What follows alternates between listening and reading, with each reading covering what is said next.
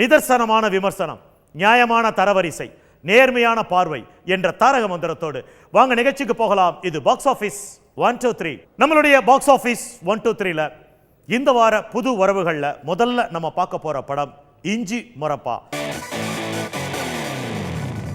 இந்த படத்தினுடைய கதாநாயகன் பாலாஜி, கதாநாயகி சோனி. இந்த படத்தை இயக்கி இருக்கிறது சகா. படத்தினுடைய மியூசிக் கம்போசர் மணி சர்மா. படத்தினுடைய ஷார்ட் அண்ட் ஸ்வீட்டான ஒரு லைன் என்ன அப்படின்னு சொன்னோம்னா, கதாநாயகன் ஒரு இடத்துல வேலை பார்க்குறாரு, கதாநாயகி வந்து ஒரு கால் சென்டரில் வேலை பார்க்குறாங்க. இவங்க கதாநாயகனுடைய தங்கச்சியும் கதாநாயகினுடைய அண்ணனும் வந்து ஒருத்தவங்க விரும்புகிறாங்க. ஒரு காலகட்டத்தில் அவங்களுடைய காதல் வந்து எல்லை மீறி போயிடுது. அதனால் அந்த பெண் வந்து கர்ப்பமாகறாங்க. அதைத் தொடர்ந்து அவரை காதலித்த பையன் வந்து வெளிநாட்டுக்கு போயிடுறாரு. இந்த விஷயம் தெரிஞ்சு தங்கை வந்து தற்கொலைக்கு முயல்றாங்க. இதனால் அண்ணனான கதாநாயகன் வந்து ரொம்ப கடுமையாக மனம் பாதிக்கப்பட்டு அவருக்கு ஆறுதல் சொல்லி இந்த பிரச்சனையை ஃபைண்ட் அவுட் பண்ணுறதுக்காக கதாநாயகினுடைய உதவியை நாடுறாங்க. அதன்படி கதாநாயகி இங்கே இருந்து கொண்டே அவங்கள அந்த பையனை காதலிக்கிற மாதிரி நடிச்சு அவரை மறுபடியும் இந்தியாவுக்கு கொண்டு வராங்க. எப்படி கொண்டு வந்து அந்த பிரச்சனையை முடிச்சு வைக்கிறாங்க அப்படிங்கிறத சொல்லி இருக்கிற ஒரு படம் தான். இந்த படத்தை பற்றி ஒரு சிம்பிளாக நம்ம ரிவ்யூ கொடுக்கணும் அப்படின்னு சொன்னால், ஒரு அரித பழதான ஒரு திரைக்கதை அப்படின்னு சொல்லலாம். படத்தில் ஏனோ தானோ அப்படிங்கிற மாதிரி தான் மணி சர்மாவுடைய இசை கோர்ப்பு இருக்குது. ஃபோட்டோகிராஃபி கூட ரொம்ப சுமாரான ரகத்தில் தான் இருக்குது. ஆனால் கொஞ்சம் திரைக்கதை வீரியமாக இருக்கிறதுனால ஒரு முறை இந்த படத்தை பார்க்கலாம் அப்படிங்கிற ஒரு இன்டென்ஷன் இருக்குது. அதையெல்லாம் மீறி இந்த படம் ஒரு சிறப்பான ஒரு விமர்சனத்தை நமக்குள்ள எடுத்துக்க முடியாமல் போனதுக்கு காரணம் வந்து கதையினுடைய பலகீனம் அப்படிங்கிறதுல நமக்கு மாற்று சிந்தனை இல்லை. இந்த வார புது வரவு ஃபர்தரா இஞ்சி மொரப்பா என்ன மாதிரியான ஒரு ஜேர்னி எடுத்துக்க போகுதுங்கிறத பொறுத்திருந்து பார்ப்போம். நம்மளுடைய பாக்ஸ் ஆஃபீஸ் 123ல இந்த வார கோலிவுட் புது வரவாக வந்து நம்மளுடைய ஜட்ஜஸால டைரக்டா ஒரு ஸ்பெஷல் ரிவ்யூக்கு எடுத்துக்கொண்டு பாக்ஸ் ஆஃபீஸினுடைய டாப் 5 ரேங்க்குள்ள வர காத்திருக்கும் படங்கள் வந்து தூங்காவனம் மற்றும் வேதாளம். அதனால் அந்த படங்களை தவிர்த்து நேரடியாக டாப் 5 பொசிஷனுக்குள்ள போனோம்னா 5வது இடத்துல இருக்கிற படம் விஜய் மில்டன் இயக்கத்தில் வந்திருக்கக்கூடிய படமான 10 என்றதுக்குள்ள. கதை 5வது இடத்துல இருக்கிறதுனால இதனுடைய ஷார்ட் அண்ட் ஸ்வீட்டான ஒரு வரி கதை என்ன அப்படின்னு சொன்னோம்னா, கதாநாயகி சமந்தாவை ஒரு குரூப் தேடிட்டு இருக்காங்க. ஏன்னா அவங்கள மாதிரியே உருவம் ஒத்த ஒரு கதாநாயகி ஜெயிலில் இருக்கிறாங்க. அவங்கள காப்பாற்றி அவங்களுக்கு பதிலாக உள்ள அனுப்பி அந்த பெண்ணை வெளிநாட்டுக்கு அனுப்பி தப்ப வைக்கிறது தான் இவங்களுடைய ஒரு ஐடியாலஜியாக இருக்குது. தன் தங்கையினுடைய மருத்துவ செலவுக்காக எதையுமே செய்யக்கூடிய ஒரு காரியவாதியாக இருக்கக்கூடிய விக்ரம் கிட்ட இந்த பொறுப்பு ஒப்படைக்கப்படுது. ஆனால் தான் ஒரு பெண்ணை கடத்திட்டு போறோன்றது தெரியாமலேயே காரை கடத்திட்டு போறாரு. ஒரு காலகட்டத்தில் உண்மை தெரிய வந்ததுக்கு அப்புறம் அவரும் கதாநாயகியோட கை கோக்குறாரு. இந்த பிரச்சனை சுமூகமாக முடியுது அப்படிங்கிற ரொம்ப நாளைக்கு அப்புறம் ஹீரோ ஹீரோயின் 2 பேருடைய வர்ஷிப்பும் அதிகமாக இருக்கக்கூடிய ஒரு ஆக்ஷன் பிளாக்ல வந்திருக்கக்கூடிய ஒரு படம் தான். இந்த படம் மிக பிரம்மாண்டமாக எதிர்பார்க்கப்பட்டு எடுக்கப்பட்டிருந்தாலும் அந்த எதிர்பார்ப்பை ஃபுல்ஃபில் பண்றதுல இந்த படத்துக்கு ஒரு சிறிய தடுமாற்றம் இருந்திருக்கு. நம்மளுடைய பாக்ஸ் ஆஃபீஸ் 123ல 4வது இடத்துல இருக்கிற படம் பிரிட்ஜ் ஆஃப் ஸ்பைஸ். இந்த படத்தினுடைய இயக்குனர் ஸ்டீஃபன் ஸ்பீல்பர்க். இந்த படத்தை பற்றிய அரிய சில தகவல்களை ஏற்கனவே நம்ம பரிமாறிக்கொண்டோம். ஸ்டீஃபன் ஸ்பீல்பர்க்கை பொறுத்தவரையில் பிரம்மாண்டமான படங்கள் ஒன்று எடுத்தார்னா ரிலாக்ஸாக ஒரு சின்ன படம் எடுப்பார். அது ஒரு எக்ஸ்பெரிமெண்டல் ஃபிலிமாகவே இருக்கும். Like artificial intelligent, terminal, saving private Ryan, இது எல்லாமே ஜுராசிக் வேர்ல்டு மாதிரி பிரம்மாண்டமான படங்களை எடுத்ததுக்கு அப்புறம் எடுக்கப்பட்ட ஒரு படங்கள் தான். இது மாதிரி இவருடைய தொகுப்புகள் நிறைய இருக்கு. இவங்களுடைய காம்பினேஷனில் வந்திருக்கிற ஒரு 5வது படம் இந்த டாம் ஹேங்க் அண்ட் ஸ்டீஃபன் ஸ்பீல்பர்க்குடைய காம்பினேஷனில் வந்திருக்கிற படம். இந்த படம் கூட ஒரு பெரிய ஹிட் ஃபிலிம்னு சொல்லலாம். இதனுடைய IMDb ரேட்டே ஏறக்குறைய 8.somethingல இருக்குது. படத்தினுடைய ஷார்ட் அண்ட் ஸ்வீட்டான ஒரே ஒரு வரி கதை என்ன அப்படின்னு சொன்னோம்னா, அமெரிக்காவுடைய ஒரு உளவு விமானம் எதிர்பாராத விதமாக சோவியத் யூனியனுக்குள்ள மாட்டிக்குது. அதாவது ரஷ்யாவினுடைய உட்பகுதிக்குள்ள. அவங்க அந்த விமானத்தை அங்கிருந்து அதில் இருக்கக்கூடிய உளவாளியை ரிலீஸ் பண்ணணும்னா தங்களுடைய உளவாளியான ஒருத்தரை ரிலீஸ் பண்றதுக்காக மேல்மட்ட வாக்குல பேச்சுவார்த்தை நடக்குது. இது மக்களுக்கு தெரியாது. இதை அமெரிக்க ராணுவம் ஒத்துக்கொள்ளுது. ஆனா இவங்க 2 பேருக்கு மத்தியில் கடக்கக்கூடிய டீலிங் ப்ராப்பரா எடுத்து சொல்றதுக்கான அமெரிக்கன் இங்கிலீஷ் அண்ட் சோவியத் யூனியனுடைய லாங்குவேஜ் தெரிஞ்ச, ரஷ்யன் லாங்குவேஜ் தெரிஞ்ச ஒரு காமன் மேன் தேவைப்படுறாரு. அவர் தான் டாம் ஹேங்க். அவர் மூலமா இந்த பிரச்சனையை எப்படி சால்வ் பண்றாங்கன்றத நிறைய கான்வர்சேஷனோட கொஞ்சம் திடுக்க சொல்லியிருக்க படம் தான் தி பிரிட்ஜ் ஆஃப் ஸ்பைஸ். நம்மளுடைய பாக்ஸ் ஆஃபீஸ் 123ல 3வது இடத்துல இருக்கிற படம் நானும் ரவுடிதான். விக்னேஷ் சிவன் இயக்கத்தில், தனுஷ் தயாரிப்பில், விஜய் சேதுபதி கதாநாயகனாக நடிக்க, நயன்தாரா கதாநாயகியாக நடிக்க அனிருத்தினுடைய மியூசிக் கம்போஸில் வந்திருக்கிற ஒரு படம்.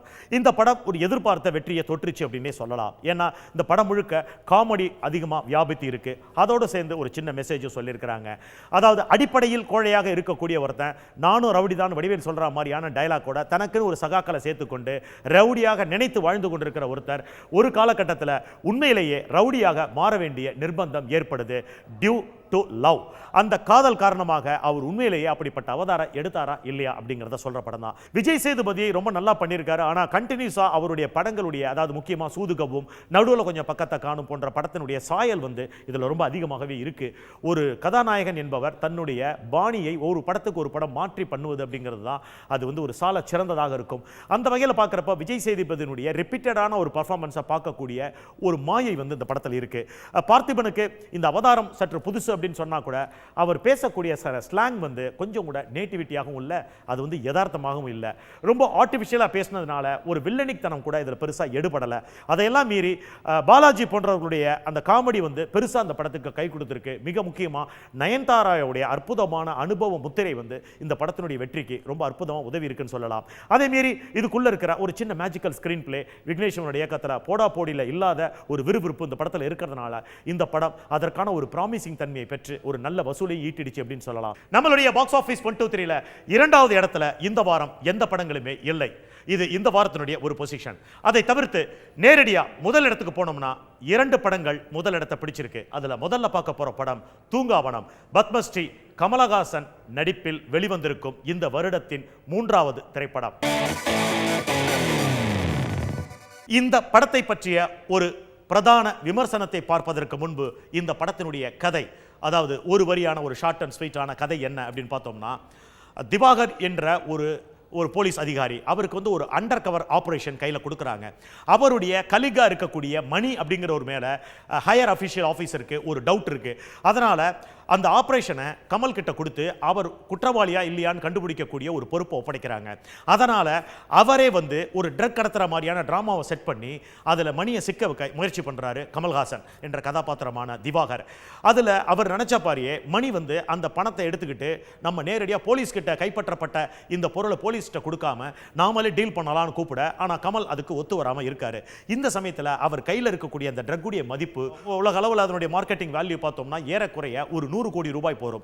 இந்த 100 கோடி ரூபாய் மதிப்புள்ள அந்த கோகைன்லேருந்து தனக்கு ஒரு 3 கோடி ரூபாய் மதிப்புள்ள கோகைனை கொடுத்தா போதும் அப்படின்னு மணி கெஞ்சுறாரு.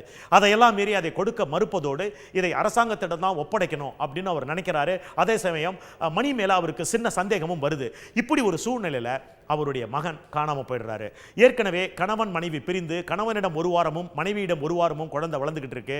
இதனால காணா போன அந்த குழந்தையை கடத்தி வச்சிருக்கிறது பிரபலமான ஒரு நைட் கிளப் ஓனரான விட்டல் ராவ் அப்படிங்கிற பிரகாஷ் ராஜ் அந்த மகன் வேணும்னா அந்த பையை கேட்டு டார்ச்சர் பண்றாரு. அதே சமயத்தில் மனைவி கதாபாத்திரம் இந்த வாரம் வர வேண்டிய என்னுடைய மகன் எங்கன்னு கேட்டு டார்ச்சர் பண்றாங்க. மகன் ஸ்கூலுக்கு போயிருக்கான் வந்துருவான்னு சொல்லி அவர் நேரடியாக அந்த நைட் கிளப்ல போயிட்டு நெகோஷியேட் பண்ணி தன்னுடைய பையனை காப்பாற்றுறதுக்கான முயற்சியில் இறங்குறாரு. இந்த சமயத்தில் கிஷோர் போன்ற உயர் அதிகாரி தன்னுடைய உதவியாளரான ஒரு பெண் போலீஸ் அதிகாரியான திரிஷா என்கின்ற மல்லிகா கதாபாத்திரத்தை அவரை ஃபாலோ பண்ண சொல்லி அனுப்புறாங்க. அவங்க ஃபாலோ பண்ணிட்டு போறப்போ ஒரு உண்மை தெரிய வருது. திவாகரான கமல்ஹாசன் ஏறக்குறைய கோகைன் பாத்திர அந்த அடங்கிய அந்த பையை ஒரு பாத்ரூம் டாய்லெட்ல ஒரு மேல் பகுதியில் பதுக்கி வச்சிருக்கிறாங்க உண்மையை சொல்லி இவங்க அதை மாத்தி ஒரு இடத்துல பதுக்கி வச்சிடறாங்க. இது எதுவுமே தெரியாத கமல்ஹாசன் நேரடியாக பிரகாஷ் ராஜிட்ட போய் சாம்பிளை கொடுத்துட்டு பையன் எங்க இருக்கான்னு கேட்டுக்கிட்டு பையனை விடுதலை பண்ண சொல்ல அவர் மொத்த அந்த கொக்கைனையும் கேட்க கொக்கைனை எடுக்கிறதுக்காக பார்த்தவருக்கு மாபெரும் அதிர்ச்சி. அங்க கொக்கைன் இல்ல. அப்ப என்ன பண்ணலாம் நினைச்சு அந்த கிச்சன்ல இருக்க மைதா மாவெல்லாம் கொக்கைன் மாதிரி ரெடி பண்ணி போலியா அதை கொடுக்க அது உண்மை நினைச்சு இந்த கொக்கைனை மெயின் டீல் பண்ற சம்பத் என்ற கதாபாத்திரத்திட்ட பிரகாஷ் ராஜ் கொடுத்து பையனை விடுவிக்க சொல்ல பையனோட அவர் தப்பிக்கலாம் அப்படின்னு நினைக்கிறப்போ அது போலியான கொக்கைன்னு தெரிஞ்சு பையனை மறுபடியும் அவங்க அரெஸ்ட் பண்ணிடுறாங்க. அந்த பையனை கடுமையா தாக்க தொடங்குறாங்க. சோ இப்படிப்பட்ட ஒரு ஆடுபுலி ஆட்டத்துக்குள்ள மறுபடியும் கமல்ஹாசன் எப்படி அந்த ஆடுபுலி ஆட்டத்திலிருந்து தன்னுடைய மகனை புலியிடம் மாற்றாமல் காப்பாற்றுகிறார் அப்படிங்கிறத திகிலோட சொல்லியிருக்கக்கூடிய ஒரு படம் தான் தூங்காவனம். இந்த படத்தினுடைய கதாநாயகனா கமல்ஹாசன் திவாகரா நடிச்சிருக்கிறாரு. இதுல கதாநாயகியான திரிஷா மல்லிகா கதாபாத்திரத்தை பண்ணியிருக்கிறாங்க. பிரகாஷ் ராஜ் விட்டல் ராவா பண்ணியிருக்கிறாரு. மணி என்ற கதாபாத்திரத்தில் யூகி சேது, கிஷோர், ஆஷா சரத், சாம்ஸ், சந்தான பாரதி, உமா ரியாஸ் கான், இன்னும் பலர். இந்த படத்தை சொல்லணும்னா புதிய பறவை போன்ற முறைப்படி உரிமம் பெற்று நேரடியாக வரக்கூடிய இன்னொரு தமிழ் படம் ஒரு குறுகிய நாட்களில் முடிக்கப்பட்டு தொழில் ரீதியாகவும் தரம் ரீதியாகவும் வெற்றியை தொற்றிருக்கக்கூடிய ஒரு படம். இந்த படத்தினுடைய கதையினுடைய கரு ஒரு போதை மருந்து கடத்தலை பற்றியது என்றாலும் கூட திகில் படம் பார்ப்பது போன்ற ஒரு விறுவிறுப்பு.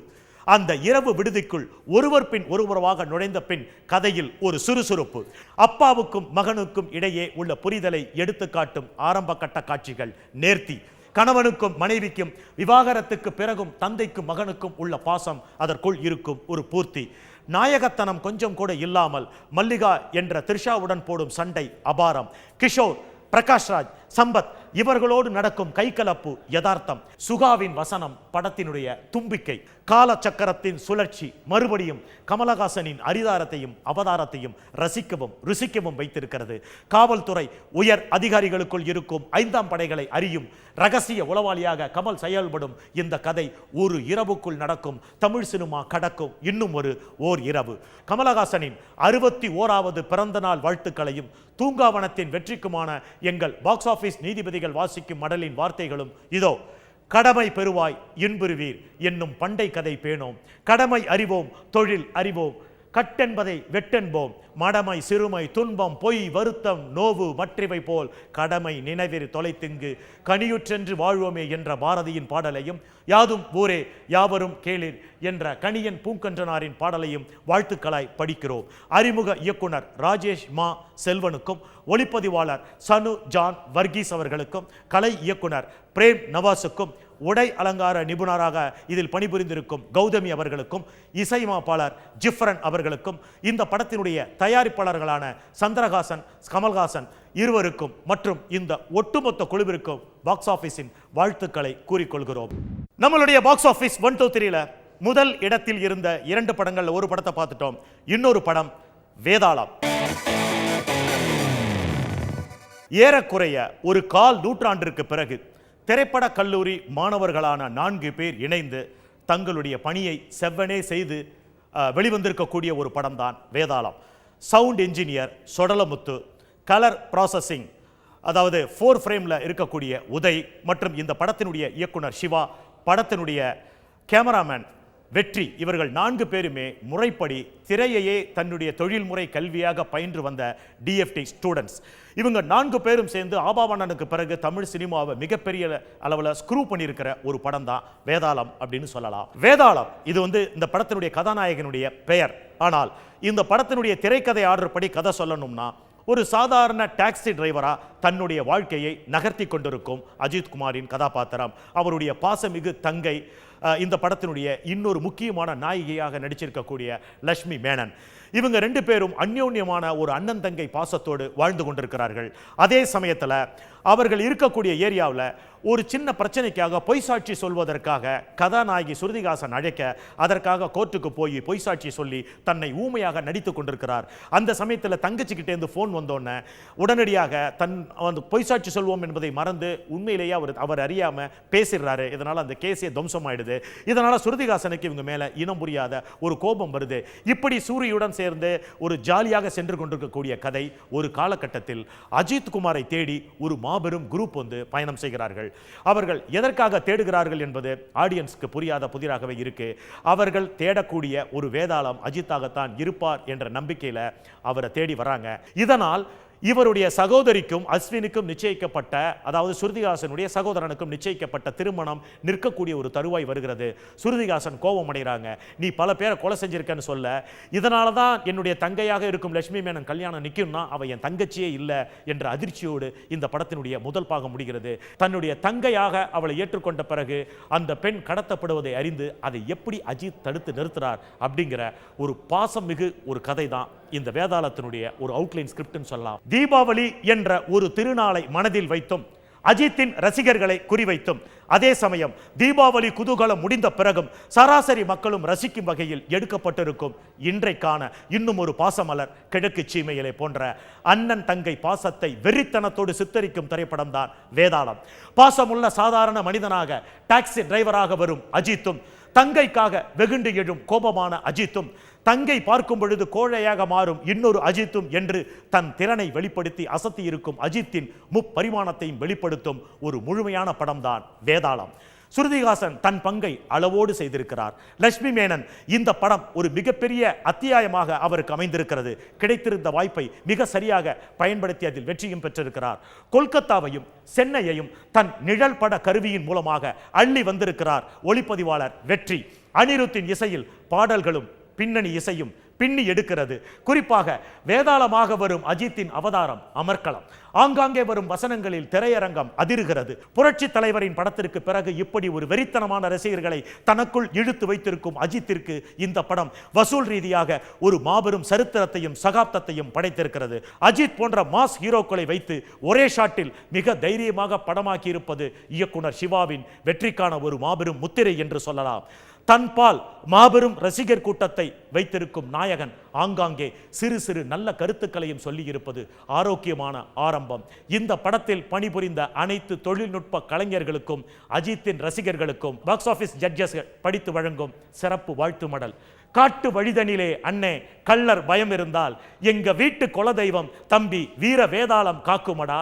நிறுத்து வண்டி என்றே கல்வர் நெருங்கி வந்தால் செவத்த மாரியண்ணே நம்பி எங்கள் வேதாளம் பேரச் சொன்னா கள்ளனும் அஞ்சுமடா. கல்லாதவராயினும் உண்மை சொல்லாதவராயினும் பொல்லாதவராயினும் தவம் இல்லாதவராயினும் நல்லார் உரை நீதியின்படி நில்லாதவராயினும் எல்லோரும் வந்தேற்று மளவில் எமை பயங்கொள்ள செய்யும் அவதார புருஷனாக அஜித்தின் வேதாளம் எடுத்து விளாசி இருப்பது தீபாவளி சாட்டை. வேதாளம் தொட்டிருப்பதோ தமிழ் திரையுலகில் புதிய வசூல் வேட்டை. இந்த ஒட்டுமொத்த குழுக்கும் வாழ்த்துக்கள் கூறியதோடு மது மற்றும் புகை இல்லாத ஒரு தீபாவளி திரைப்படத்தை கொடுத்த இந்த குழுவினருக்கு எங்கள் பாக்ஸ் ஆபீஸ் தங்கள் வாழ்த்துக்களை இவ்விடத்திலே பதிவு செய்து, நம்மளுடைய பாக்ஸ் ஆபீஸ் 123ல இதுவரைக்கும் நம்ம பார்த்த செக்மெண்ட் எல்லாமே இந்த வாரத்தினுடைய ஒரு தொகுப்பு தான். இந்த படங்கள், அதாவது இந்த தீபாவளி சிறப்பு திரைப்படங்களாக வந்திருக்கக்கூடிய இந்த படங்கள் இந்த வாரம் இப்படிப்பட்ட ஒரு இடத்துல இருக்கு. வர்ற வாரத்தில் இந்த படங்கள் என்ன மாதிரியான இடத்தை பிடிக்க போகுது, தரத்தை பிடிக்க போகுதுங்கிறத அடுத்த வாரம் பார்ப்போம். அதுவரை உங்களிடமிருந்து விடைபெறுவது சரவணன் சுப்பையா. நன்றி, வணக்கம்.